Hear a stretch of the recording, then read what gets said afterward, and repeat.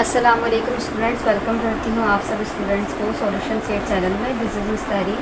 आज हमारी class 11 bio का लेक्चर नंबर 10 स्टार्ट होता है, जिसके अंदर हम प्रोटीन का रिमेनिंग पोर्शन कवर करने जा रहे हैं। तो सबसे पहले हम डिस्कस करते हैं significance of sequence of the amino acid. Amino acid की जो सीक्वेंस है उसकी क्या सिग्निफिकेंस है या क्या इम्पोर्टेंस है। जैसा कि हमें पता है कि हमारी बॉडी का जो बिल्डिंग ब्लॉक है वो मेजरली क्या है, प्रोटीन है। और प्रोटीन को बनाने वाले जो मॉलिक्यूल्स हैं, यानी कि जो प्रोटीन का बिल्डिंग ब्लॉक है वो क्या है, अमाइनो एसिड है। सो अमाइनो एसिड एक सीक्वेंस में कंबाइन होता है, ठीक है।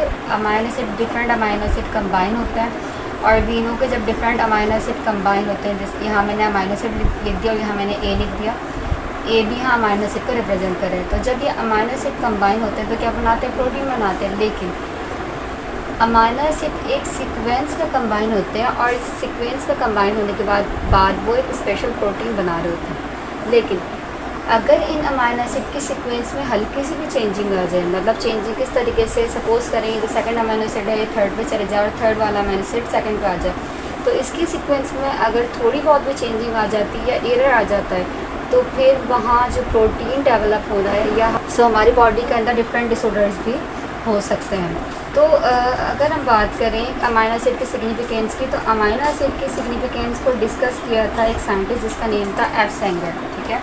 एफ सेंगर एक साइंटिस्ट है जिन्होंने अमाइनो एसिड की सीक्वेंस की क्या इंपॉर्टेंस है उसको डिस्कस किया था या उसके ऊपर स्टडी की थी। उन्होंने कैसे स्टडी की थी, he studied by the help of insulin, ठीक है। इंसुलिन हमारा एक हार्मोन होता है हमारी बॉडी के अंदर, जो कि जब हमारी बॉडी के अंदर शुगर लेवल बहुत ज़्यादा होता है उस वक्त ये रिलीज़ होता है, और इसके रिलीज़ होने से हमारी बॉडी के अंदर जो शुगर का लेवल होता है वो दोबारा क्या हो जाता है, मेंटेन हो जाता है। तो एफ सेंगर ने जब इंसुलिन की स्टडी की तो उस स्टडी के बाद उनको पता चला कि अमाइनो एसिड की सीक्वेंस की बहुत ज़्यादा इंपॉर्टेंस है। अब उन्होंने क्या स्टडी की इंसुलिन की, उन्होंने स्टडी की कि देखा कि जो अमाइनो एसिड है वो 2 पॉलीमर्स, तो उन्होंने देखा ये जो इंसुलिन है ये 2 पॉलीमर्स ऑफ अमाइनो एसिड से मिलके बने हैं, मतलब 2 चेन्स ऑफ अमाइनो एसिड से मिलके बने हैं। तो ये जो 2 पॉलीमर्स ऑफ अमाइनो एसिड या जो 2 चेन्स ऑफ अमाइनो एसिड है, इसके अंदर टोटल कितना अमाइनो एसिड थे, उन्होंने चेक किया, टोटल 51 अमाइनो एसिड थे, ठीक है। मतलब इन दोनों चेन्स के जब अमाइनो एसिड को कंबाइन किया तो कितने अमाइनो एसिड मिले, 51। फर्स्ट चेन की अगर हम बात करें तो उन्होंने चेक किया कि जो फर्स्ट चेन है अमाइनो एसिड की उसके अंदर ऑलमोस्ट 21 अमाइनो एसिड थे, और सेकंड के अंदर जब उन्होंने चेक किया तो उसके अंदर कितने अमाइनो एसिड थे, 30। तो 30 to 21 कितने होगा, टोटल 51 अमाइनो एसिड। अब ये जो 2 पॉलीमर्स ऑफ अमाइनो एसिड यानी कि जो 2 चेन्स ऑफ अमाइनो एसिड है इंसुलिन के अंदर, इन दोनों को कंबाइन करने वाला जो बॉन्ड था उसका नाम था डाइसल्फाइड बॉन्ड, ठीक है। मतलब इन दोनों चेन्स के बीच में जो बॉन्ड है जिसकी वजह से ये दोनों चेन्स कंबाइन होके इंसुलिन बनाती हैं, उस बॉन्ड का नेम है डाइसल्फाइड बॉन्ड। तो जब डाइसल्फाइड बॉन्ड, तो एफ सेंगर ने जब इसके ऊपर स्टडी की तो उसके बाद उनको पता चला कि यहाँ जो पहली चेन के अंदर 21 अमाइनो एसिड हैं या सेकंड चेन के अंदर 30 अमाइनो एसिड हैं, इनकी प्रॉपर सीक्वेंस है। अगर इन सीक्वेंस के अंदर थोड़ा सा भी एरर आ जाए तो इंसुलिन के स्ट्रक्चर में भी बहुत सारी चेंजेस आ सकती हैं, और इसकी वजह से बॉडी के अंदर बहुत सारे एरर्स आ सकते हैं।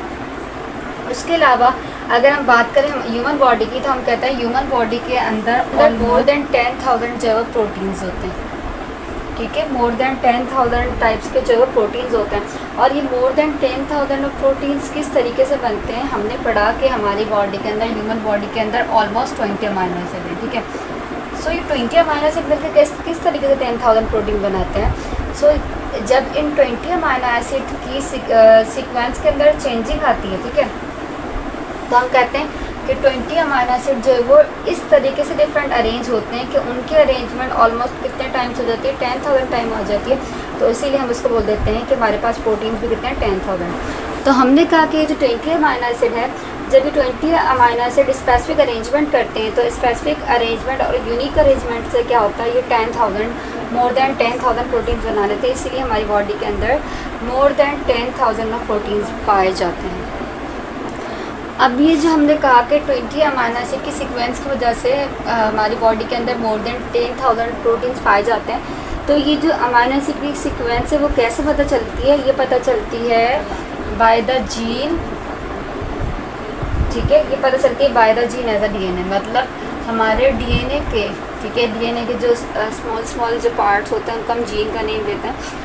तो उन जीन्स के अंदर कोडिंग हुई हुई होती है जिसके अंदर पूरी इन्फॉर्मेशन स्टोर हुई हुई होती है कि अमाइनो एसिड किस तरीके से कंबाइन होकर एक प्रोटीन बनाएगा।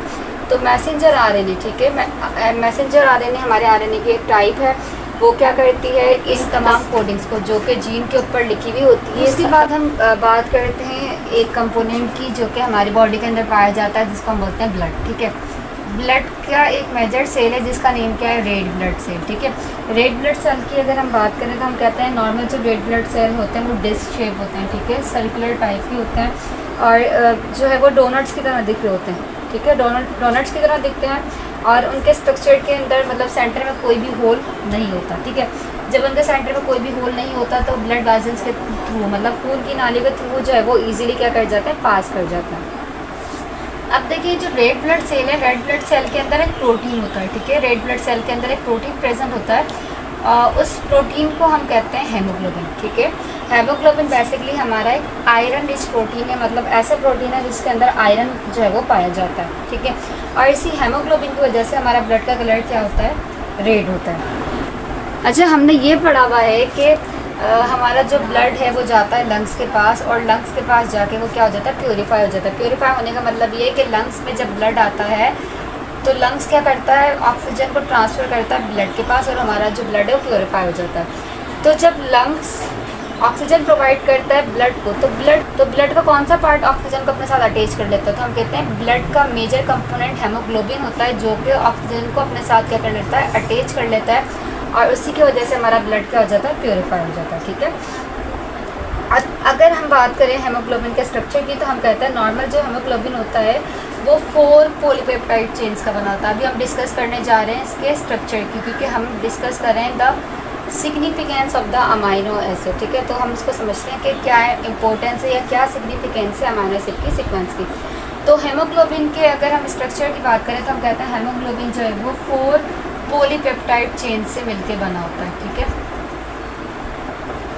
अब 4 पॉलीपेप्टाइड चेन से मिलकर बना होता है जिसमें से 2 जो चेन्स होती हैं वो होती हैं अल्फा चेन्स, ठीक है, और जो 2 चेन्स होती हैं वो होती हैं beta chains. 2 chains alpha chain होती है और 2 होती है बीटा चेन्स। जो अल्फा चेन है उसके अंदर ऑलमोस्ट 141 अमाइनो एसिड प्रेजेंट होते हैं, ठीक है, जबकि बीटा चेन की बात करें तो इसके अंदर ऑलमोस्ट 146 अमाइनो एसिड क्या होते हैं, प्रेजेंट होते हैं। तो ये दोनों चेन्स मिलके मतलब 2 अल्फ़ा और 2 बीटा चेन्स मिलके हेमोग्लोबिन का स्ट्रक्चर बना रही होती हैं। ये एक नॉर्मल कंडीशन की बात है। अच्छा, अब हमारा इन चारों चेन्स से मिलके क्या बना दिया, हेमोग्लोबिन बना दिया, ठीक है। तो ये जो हेमोग्लोबिन की पूरी अरेंजमेंट थी अमाइनो एसिड की सीक्वेंस की वजह से, तो ये सारी जो सीक्वेंस है वो हमें कैसे पता चली, ड्यू टू द डीएनए, ठीक है। डीएनए के अंदर हमने पढ़ा सारी कोडिंग होती है जिसकी वजह से हमारे डिफरेंट प्रोटीन्स बन रहे होते हैं। अगर कभी ऐसा हो जाए कि अमाइनो एसिड की सीक्वेंस क्या हो जाए, चेंज हो जाए, ठीक है, डीएनए के अंदर कोई म्यूटेशन आ जाए, मतलब कोई एरर आ जाए या किसी वजह से म्यूटेशन आ जाए, मतलब डीएनए के अंदर उसके अंदर जो जीन्स हैं या उसका जो मैसेज है, उसकी जो कोडिंग है उसके अंदर क्या आ जाए, चेंजिंग आ जाए। और चेंजिंग आने की वजह से अगर अमाइनो एसिड जितने भी उनकी सीक्वेंस में अगर चेंजिंग आ जाए तो होता क्या है कि हमारा जो सेल है वो नॉर्मल फंक्शन परफॉर्म नहीं कर पाता, जिसकी वजह से डिफरेंट डिसऑर्डर्स हो सकते हैं, लाइक ब्लड डिसऑर्डर हो सकता है या उसके अलावा नॉर्मेलिटी हो सकती है, ठीक है। अब हम किसकी बात कर रहे हैं, हेमोग्लोबिन की बात कर रहे हैं और ये हेमोग्लोबिन कौन किसका पार्ट है, ब्लड का पार्ट है। अब सपोज करें कि हमारे डीएनए के अंदर कोई म्यूटेशन आ गई, मतलब हमारे डीएनए के अंदर चेंजिंग हो गई जिसकी वजह से हेमोग्लोबिन के अंदर क्या आ गया, एरर आ गई, क्योंकि डीएनए के अंदर चेंजिंग आई तो इसकी अमाइनो एसिड की सीक्वेंस में क्या आ जाएगी, चेंजिंग आ जाएगी, जिसकी वजह से हेमोग्लोबिन प्रॉपर फंक्शन नहीं कर पाएगा। जब हेमोग्लोबिन प्रॉपर फंक्शन नहीं कर पाएगा तो हम कहेंगे कि हमारे ब्लड के अंदर क्या हो गया, डिसऑर्डर हो गया। अब इस ब्लड डिसऑर्डर में यानी कि जब हेमोग्लोबिन ने प्रॉपर फंक्शन नहीं किया या हेमोग्लोबिन के अंदर के जो अमाइनो एसिड हैं वो प्रॉपर सीक्वेंस में अरेंज नहीं हुए तो उससे क्या इशू होता है, उससे एक डिजीज़ जनरेट होती है, डिसऑर्डर जनरेट होता है जिसको हम बोलते हैं सिकल सेल एनीमिया, ठीक है। सिकल सेल एनीमिया डिसऑर्डर है जो कि होता है हेमोग्लोबिन के अंदर जो अमाइनो एसिड हैं उनकी रॉन्ग सीक्वेंस की वजह से। अब इस कंडीशन में होता क्या है कि जो हमारे रेड ब्लड सेल्स हैं वो क्रीसेंट शेप में चेंज हो जाते हैं, इस तरह से क्रीसेंट शेप में, या जो है वो सिकल शेप में जो है वो चेंज हो जाते हैं, ठीक है। क्योंकि वो सिकल शेप में चेंज हो जाते हैं इसीलिए हम इसको नेम देते हैं सिकल सेल एनीमिया। मतलब जो रेड ब्लड सेल है ये किस फॉर्म में चेंज हो गया, सिकल फॉर्म में चेंज हो गया, इसलिए इसका हमने नाम दे दिया सिकल सेल जो है वो एनीमिया, ठीक है। अब इस सिकल सेल एनीमिया, ये मतलब कि जो रेड ब्लड सेल है सिकल फॉर्म में चेंज क्यों हुआ, due to the abnormality in the haemoglobin. Haemoglobin के अंदर क्या हुई, एबनॉर्मलिटी हुई उसके रोंग अमाइनो एसिड की सीक्वेंस की वजह से, जिसकी वजह से हेमोग्लोबिन का स्ट्रक्चर सिकल हुआ और इसकी वजह से रेड ब्लड सेल भी क्या होगा, सिकल होगा। अब इससे होगा क्या, इससे ये होगा कि जो हमारे जो सेल्स हैं वो स्टिफ और स्टिकी हो जाएंगे, मतलब थोड़े से सख्त और क्या हो जाएंगे, स्टिकी, मतलब चिपकने जैसे हो जाएंगे। मतलब जब वो ब्लड वेजल्स के अंदर फ्लो करने लगेंगे तो फिर वो जो हमारे रेड ब्लड सेल्स हैं वो ब्लड वेजल के साथ स्टिक चिपकना स्टार्ट हो जाएंगे, ठीक है। इसकी वजह से क्या होगा कि हमारे जो लिम्स हैं, ठीक है, या डिफरेंट ऑर्गन्स हैं उसके अंदर जो ब्लड का फ्लो है वो प्रॉपर नहीं हो पाएगा, जिसकी वजह से हमारे ऑर्गन्स के अंदर पेन भी हो सकता है या हमारे ऑर्गन जो है वो डैमेज भी हो सकते हैं, ठीक है। तो देखें, आप सिर्फ सिंपल सी एक या बहुत सारी अमाइनो एसिड की बात करें हम, तो देखिए सिंपल सीक्वेंस ही चेंज हो गया अमाइनो एसिड की, लेकिन उसकी वजह से कितना बड़ा डिसऑर्डर हो गया कि हेमोग्लोबिन के अंदर चेंजिंग आ गई, और जिसकी वजह से हमारा ब्लड फ्लो नहीं हो पा रहा है, और जब ब्लड फ्लो नहीं हो पाएगा तो हमारी पूरी बॉडी में पेन होगा और डैमेजेस भी होने लग जाएंगे। अच्छा, तो अब हमने ये डिस्कस किया कि क्या इशू आया, ठीक है, हेमोग्लोबिन के अमाइनो एसिड के अंदर चेंजिंग होने से। अब देखते हैं कि इसके अंदर चेंजिंग आई किस चीज़ की थी, उसको देख लेते हैं, ठीक है। अब बुक के अंदर आपको बताया हुआ है, जस्ट यहाँ कुछ एग्जांपल दी हुई है हेमोग्लोबिन के अमाइनो एसिड्स की, ठीक है, ठीक, हम वो देख लेते हैं क्या चेंजिंग आई थी अमाइनो एसिड की, जिसकी वजह से हेमोग्लोबिन के अंदर क्या आ गया, कुछ एरर्स आ गए, ठीक है, उसको देख लेते हैं। अब सपोज़ करें हम अगर नॉर्मल हेमोग्लोबिन की बात करें, उसके 5 अमाइनो एसिड को हम ले लेते हैं और उसके सीक्वेंस को देखते हैं। तो उसका जो पहला जो हमारे पास अमाइनो एसिड होता है वो होता है valine,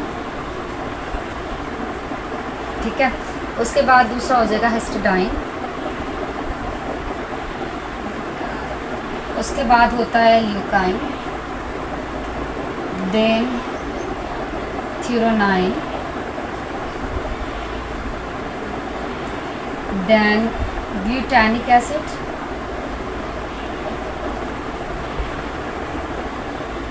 and again glutamic acid, ठीक है। मतलब ये हमने नॉर्मल सा जो हमारे पास हेमोग्लोबिन है उसके अमाइनो एसिड के सीक्वेंस को चेक किया, ठीक है। अब होगा क्या, देखिए ये तो हमारे पास नॉर्मल था, अब किसी वजह से क्या हुआ, हमारे डीएनए के अंदर क्या आ गई, म्यूटेशन आ गई। डीएनए के अंदर म्यूटेशन आने से क्या हुआ कि जो हमारे पास हेमोग्लोबिन की जो नॉर्मल अमाइनो एसिड की सीक्वेंस थी उसमें क्या आ गई, चेंजिंग आ गई। अब चेंजिंग आने की वजह से क्या हुआ, हमारा जो हेमोग्लोबिन है वो एबनॉर्मल हो गया। एबनॉर्मल क्यों हुआ, क्योंकि पहले इसमें अमाइनो एसिड में तो वेलाइन ही, दूसरे में हिस्टिडाइन है, थर्ड में ल्यूकाइन है, फोर्थ में थ्यूरोनाइन है। बट होता क्या है, अच्छा इसके अंदर फिफ्थ भी हमारे पास एक तो होता है, ठीक है, फिफ्थ भी होता है, लेकिन मेजरली जो आपके बुक के अंदर दिया उसके हिसाब से मैं डिस्कस करूँ। अब सपोज करें उसके बाद एक ग्लूटानिक एसिड, ठीक है। अब होता क्या है कि एबनॉर्मल अमाइनो एसिड में ग्लूटानिक एसिड की जगह आ जाता है वेलाइन। मतलब हम ये कह सकते हैं कि एबनॉर्मल अमाइनो एसिड में होता क्या है कि ग्लूटानिक एसिड की जगह वेलाइन आ जाता है, ठीक है, और वेलाइन की जगह पॉसिबल है कि ग्लूटानिक एसिड चला जाता हो। तो अब देखें सिर्फ एक अमाइनो एसिड की सीक्वेंस के अंदर क्या आई थी, चेंजिंग आई थी, और इस एक अमाइनो एसिड की सीक्वेंस की वजह से हमारा कितना बड़ा ब्लड डिसऑर्डर हो गया। तो इसीलिए हम कहते हैं कि अमाइनो एसिड की सीक्वेंस बहुत ज़्यादा ज़रूरी है। अगर इसकी सीक्वेंस में चेंजिंग आ जाएगी तो आपके बॉडी के अंदर या आपके ब्लड के अंदर different types of blood disorder हो सकते हैं। और उसके बाद हम डिस्कस करते हैं क्लासिफिकेशन ऑफ प्रोटीन, कि हमने प्रोटीन को क्लासीफाई किया उसके स्ट्रक्चर और फंक्शन को देख के। मतलब बेसिकली प्रोटीन्स के डिफरेंट शेप्स थे या उसके डिफरेंट फंक्शन थे, तो उसको देखकर हम प्रोटीन को 2 पॉइंट्स के अंदर क्लासीफाई कर सकते हैं। तो उसको देखकर हमने प्रोटीन्स को 2 पॉइंट्स के अंदर क्लासीफाई किया। फर्स्ट पॉइंट हमारे पास है फाइब्रस प्रोटीन, और सेकंड हमारे पास जो काइंड है उसको हम बोलते हैं ग्लोबुलर प्रोटीन। अब फाइब्रस प्रोटीन को अगर आप देखें तो फाइब्रस प्रोटीन के नेम से ही आपको आइडिया हो जाएगा, मीन्स ये वो प्रोटीन है जिसकी शेप क्या होती है, फाइबर फॉर्म में होती है। मतलब वो प्रोटीन जिनकी शेप फाइबर फॉर्म में होगी, फिलामेंट फॉर्म में होगी, ऐसे प्रोटीन्स, ऐसे तमाम प्रोटीन्स को हम फाइब्रस प्रोटीन का नेम देते हैं, जो इस टाइप में फाइबर्स फॉर्म में प्रेजेंट होती है, ठीक है, इनकी फिलामेंट लाइक शेप होती है। उसके बाद अगर हम बात करें तो हम कहते हैं कि जो फाइब्रस प्रोटीन होता है ये सेकेंडरी स्ट्रक्चर में आ जाते हैं। अब सेकेंडरी स्ट्रक्चर क्या होता है, देखिए हमारे पास प्रोटीन्स का डिफरेंट स्ट्रक्चर होते हैं। एक लीनियर स्ट्रक्चर होता है, दूसरा हमारा सेकेंडरी स्ट्रक्चर होता है, फिर हमारा टर्शियरी या क्वार्टरनरी स्ट्रक्चर भी होता है। अगर आपको स्ट्रक्चर्स को समझना है तो मैं इसके बाद कमिंग लेक्चर के अंदर प्रोटीन के स्ट्रक्चर को भी डिस्कस करने जा रही हूँ, तो उसके अंदर आपको क्लियर हो जाएगा कि सेकेंडरी स्ट्रक्चर क्या होता है। फिलहाल याद रख लें कि प्रोटीन, ये जो फाइब्रस प्रोटीन है, हमेशा सेकेंडरी स्ट्रक्चर में आती है। सेकेंडरी स्ट्रक्चर का मतलब ये है कि ये प्रोटीन की ये जो फॉर्म है हमेशा ट्विस्ट फॉर्म में आपको मिलेगी। तो ये जो सेकेंडरी स्ट्रक्चर है, अभी फिलहाल ये याद रख लें कि ये जो प्रोटीन है या तो आपको ये अल्फा हेलिक्स इस स्ट्रक्चर में मिलेगी, या फिर आपको ये जो फाइब्रस प्रोटीन है इस तरीके से प्लेटेड शीट्स के फॉर्म में मिलेगी। इसलिए हम बोलते हैं कि ये सेकेंडरी स्ट्रक्चर के अंदर पाया जाता है। उसके बाद फाइब्रस प्रोटीन जो वाटर के अंदर इनसॉल्युबल है, वाटर के अंदर डिज़ोल्व नहीं हो सकते, ये नॉन क्रिस्टलाइज है, मतलब इनको आप क्रिस्टल फॉर्म्स के अंदर चेंज नहीं कर सकते। इनकी नेचर की अगर हम बात करें तो ये इलास्टिक होते हैं, मतलब लचकदार होते हैं, थोड़े से खिंचने वाले होते हैं। और फाइब्रस प्रोटीन की बात करें तो हम ये कहते हैं कि ये स्ट्रक्चरल रोल प्ले कर रहे होते हैं, मतलब इनका काम मेजरली होता है कि ये स्ट्रक्चर बनाते हैं। कौन कौन सा स्ट्रक्चर बना सकते हैं, जैसे सिल्क बना सकते हैं फाइब्रस प्रोटीन, या स्पाइडर वेव्स जो होते हैं वो बना रहे होते हैं, या हमारे मसल्स के अंदर जो मायोसिन होते हैं, देखिए मायोसिन मिलके हमारा क्या बना रहे होते हैं, मसल्स बना रहे होते हैं। मायोसिन भी हमारे पास जो है वो एक तरह का प्रोटीन है, फाइब्रस प्रोटीन है। उसके अलावा अगर हम नेल्स और हेयर की बात करें तो नेल्स और हेयर भी किससे मिलके बने होते हैं, फाइब्रस प्रोटीन से मिलके बने होते हैं। और वो कौन सा फाइब्रस प्रोटीन होता है, कैरेटिन। तो अब देखें ये जो फाइब्रस प्रोटीन है ये मिलके बेसिकली एक प्रॉपर स्ट्रक्चर बना रहे, लाइक नेल्स का स्ट्रक्चर बना दिया, हेयर का स्ट्रक्चर बना दिया, मसल्स का स्ट्रक्चर बना दिया, ठीक है। इनकी एग्जाम्पल की बात करें तो हम बात करते हैं कोलेजन, उसके अलावा फिब्रिनोजन, मायोसिन और कैराटिन। ये हमारे पास कुछ एग्जाम्पल्स हैं जो कि फाइब्रस प्रोटीन के अंदर आ रही होती हैं। उसके बाद अगर हम ग्लोबुलर प्रोटीन की बात करें तो हम कहते हैं ग्लोबुलर प्रोटीन जो हमारे पास होते हैं वो होते हैं spherical in the shape. Spherical shape का मतलब होता है जिस तरीके से अगर आप एक को देखें जो कि ऊपर से थोड़ा सा फ्लैट टाइप होता है और इस तरीके से, तो एक वाली शेप को भी हम कह सकते हैं मेजरली जो हमारी स्फेरिकल शेप होती है, और यही शेप हमारी ग्लोबुलर प्रोटीन की होती है। जो हमारे ग्लोबुलर प्रोटीन होते हैं वो टर्शरी और क्वार्टरी स्ट्रक्चर ऑफ प्रोटीन के अंदर आते हैं ना। What is tertiary and quaternary structure, इसको आप ये कहते हैं कि ये इस तरीके से आपस में कंबाइन होके एक 3 डायमेंशनल जो है स्ट्रक्चर बना रहे होते हैं। उसके अलावा हम कहते हैं कि ये जो ग्लोबुलर प्रोटीन है सॉल्ट के अंदर डिज़ोल्व हो सकते हैं, एसिड के अंदर डिज़ोल्व हो सकते हैं, ये बेस के अंदर डिज़ोल्व हो सकते हैं, या फिर ये अल्कोहल के अंदर भी डिज़ोल्व हो सकते हैं। उसके बाद इनकी नेचर की बात करें तो हम कहते हैं इनइलास्टिक होते हैं, मतलब ये लचकदार नहीं होते हैं। ये क्रिस्टलाइज होते हैं, मतलब इनको हम क्रिस्टल फॉर्म के अंदर क्या कर सकते हैं, चेंज कर सकते हैं। इसकी एग्जांपल की अगर हम बात करें तो इसके अंदर हार्मोन्स आ जाते हैं। हमारी बॉडी के अंदर जितने भी हार्मोन्स होते हैं जो कि हमारा ब्रेन रिलीज़ करवाता है, या जितने भी ग्लैंड्स हार्मोन रिलीज़ करवाते हैं वो बेसिकली ग्लोबुलर प्रोटीन में ही आते हैं। और उसके अलावा अगर हेमोग्लोबिन की बात करें जो कि भी हमने डिस्कस किया था, हेमोग्लोबिन को जो कि हमारा रेड ब्लड का एक मेजर पार्ट है, वो भी हमारा ग्लोबुलर प्रोटीन में आता है। उसके अलावा अगर हम एंटीबॉडीज़ की बात करें, एंटीबॉडीज़ हमारी बॉडी का वो पार्ट होता है जो कि हमारी बॉडी को डिफेंस करते हैं डिफरेंट वायरस और बैक्टीरिया से। तो इसका काम मेजरली होता है कि हमारी बॉडी को डिफरेंट वायरस और बैक्टीरिया के अटैक से बचा रही होती है। उसके बाद सिंटेक्स में हमें टेबल दिया हुआ लिस्ट ऑफ स्ट्रक्चर प्रोटीन का और साथ में लिस्ट ऑफ फंक्शनल प्रोटीन का, ये आप रीड कर लीजिएगा।